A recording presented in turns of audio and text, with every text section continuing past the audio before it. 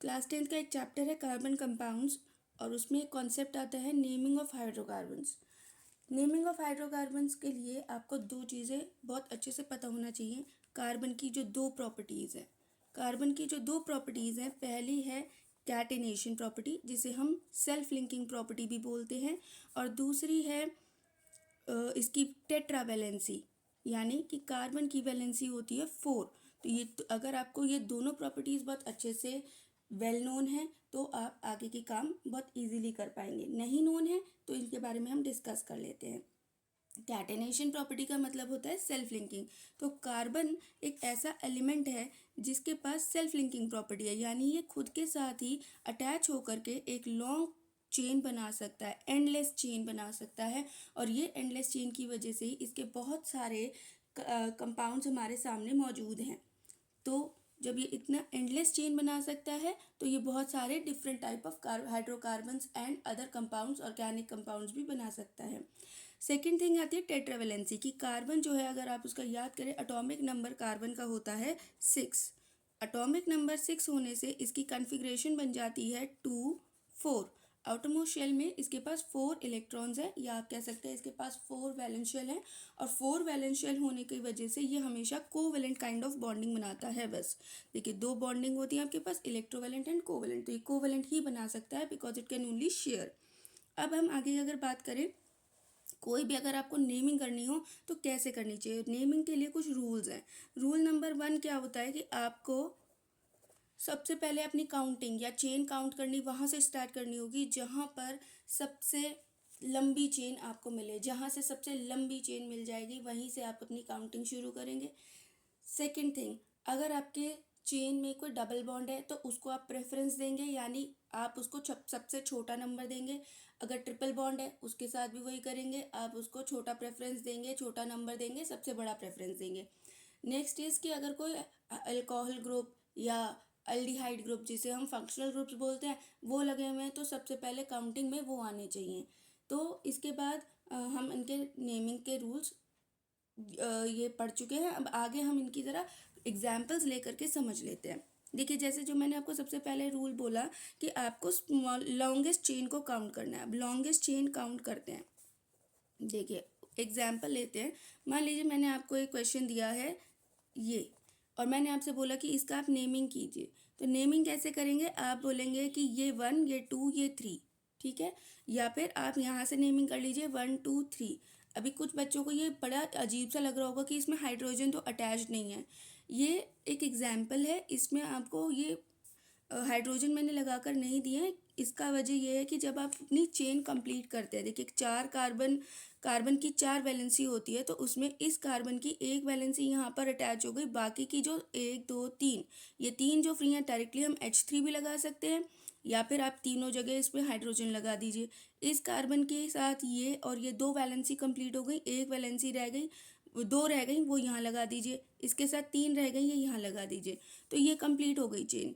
लेकिन यहाँ पर सिर्फ हमें काम किससे करना है? कार्बन से करना है। काउंटिंग किसकी होनी है? कार्बन की होनी है। इसलिए जल्दी जल्दी मैं आपको सिर्फ कार्बन के ही नाम लिख करके बता रही हूँ फिलहाल।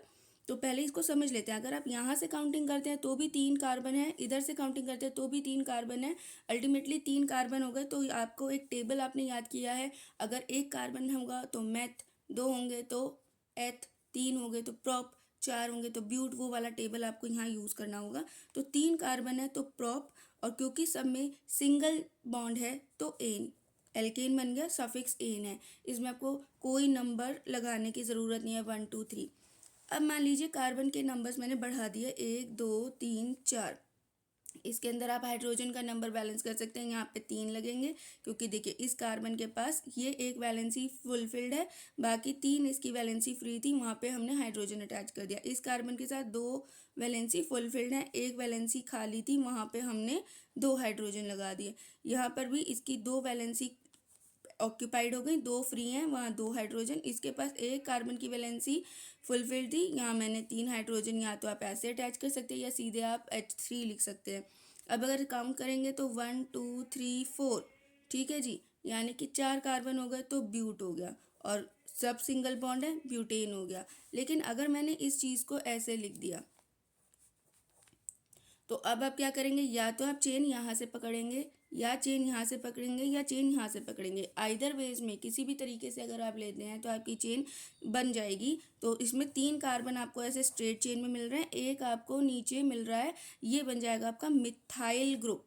कैसे, देखिए अगर मैं इसको यहाँ पे थोड़ा सा क्लियरली लिख दूँ, 1 2 3 और एक ये कार्बन नीचे है, तो 1 2 3 और इसका नंबर 4 नहीं डालेंगे। चेन का मतलब यह है कि चेन ब्रेक नहीं होनी चाहिए, चेन सीधे सीधे चलनी चाहिए, ब्रेक डाउन होने से चेन नहीं मानी जाती है। और यहाँ सेकंड नंबर पे आपके पास, अगर आप यहाँ से काउंटिंग करते 1 2 3, यहाँ से करते तो भी 1 2 3, यहाँ से करते 1 2 3, यानी आपका सेकंड नंबर वाले कार्बन पे ही हमेशा एक एल्काइल ग्रुप, या जिसे हम मिथाइल कह रहे हैं यहाँ पे, वो आता। तो एल्काइल ग्रुप में क्योंकि यहाँ सिंगल कार्बन है इसलिए मिथाइल ग्रुप होगा।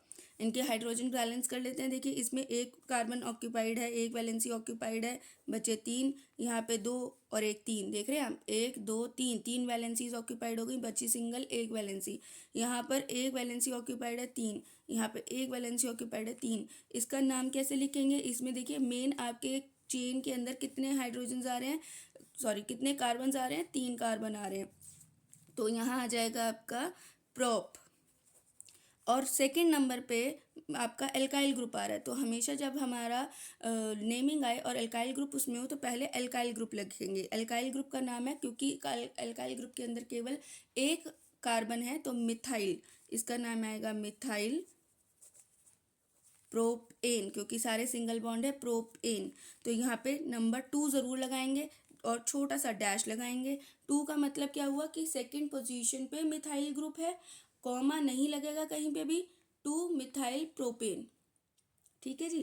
तो ये आपको समझ में आ गया कि अगर आपकी चेन में कहीं कुछ एल्काइल ग्रुप आए तो उसको आप कैसे काउंट करेंगे।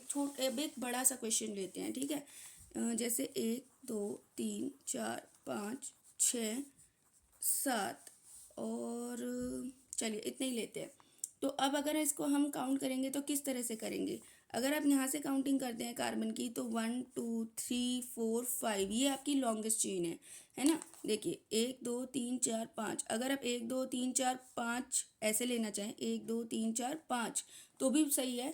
अगर आप लेना चाहें 1 2 3 तो गलत है। अगर आप लेना चाहें 1 2 3 4 5 तो भी सही है, 1 2 3 4 5 तो भी सही है। लेकिन स्ट्रेट चेन लेने में थोड़ा आसान हो जाता है काम। दूसरा, सेकंड नंबर पे एक अल्काइल ग्रुप है और फोर्थ नंबर पे एक अल्काइल ग्रुप है, बाकी सारे सिंगल बॉन्ड्स हैं। क्या नाम होना चाहिए इसका, सोचिए। 5 कार्बन है तो पेंट, सारे सिंगल बॉन्ड हैं, एन।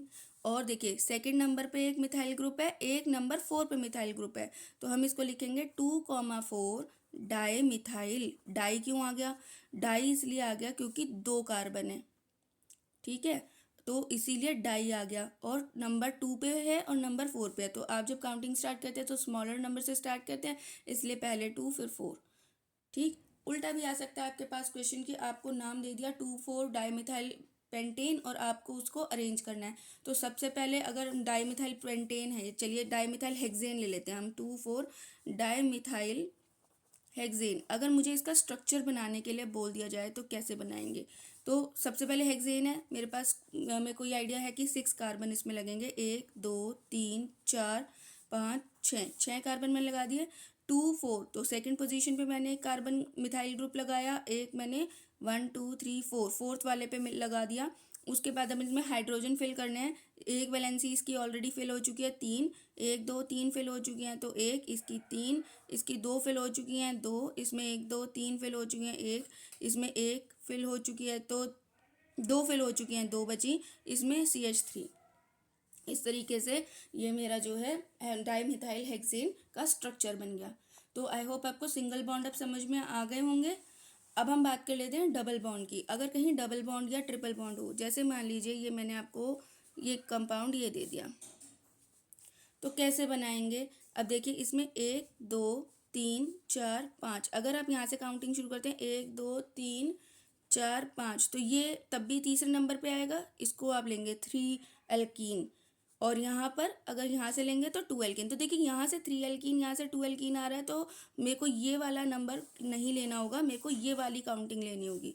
तो इसमें क्या करेंगे अब हम, इसमें अब हमें यहाँ पे काउंट करना होगा, तो 5 है इसमें, 5 का मतलब हो गया पेंट, और सेकंड पोजीशन पे हमारा डबल बॉन्ड है, तो पेंट टू इन, ये हमारा आंसर आएगा। ठीक है, आई होप आपको ये समझ में आ गया होगा। इसी तरह से आप ट्रिपल बॉन्ड के लिए भी कर सकते हैं। और आपका ये कॉन्सेप्ट आई थिंक क्लियर हो गया होगा। अब नहीं हुआ है, कुछ और पूछना है, आप कमेंट सेक्शन में लिख के मुझे बताइएगा। तब तक के लिए बाय।